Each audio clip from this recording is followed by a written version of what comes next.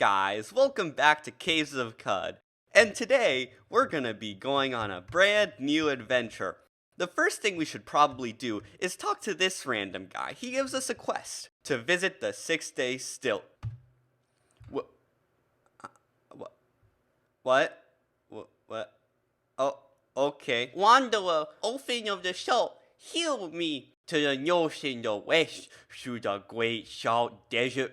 The 6-day stilt, splitting the earth in two.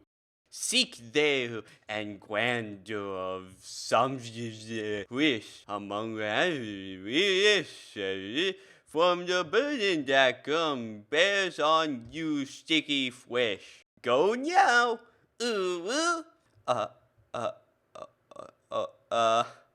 what waits for me there, Let's trade, how you tongue soothsayer, the sharp poison blood beneath the feet of those who do command me. Live and drink, friend.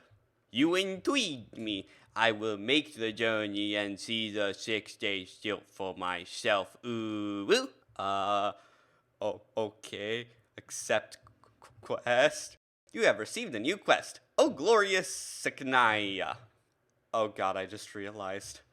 Oh no. Look to the right, guys. You embark from the Caves of Qud. The wind begins blowing and the flesh breeze from the west. The zealot yells. Piety compels you to derive your sacred. Oh my god, oh god, oh no, oh god, oh no. If you couldn't tell by now, I've made a mod that turns Caves of Qud into almost entirely UwU text. This mod, aptly named QUwUD, turns at most about 80% of the text in the game into UwU text. The way this works is actually really simple. The way Caves of Qud works is it works off XML files, and these XML files dictate what the text in the game is going to be. So if I say take the description of Rustlocker and change this short here into UwU text, it'll change it in the game. That's what this convert.python file does, is it takes most of the game and converts it into UwU text. The rest of the game is a little bit more complicated. Here I have a simple custom UwU class that what it does is it converts in C# any text given to it into UwU text, and then here I have a harmony patch.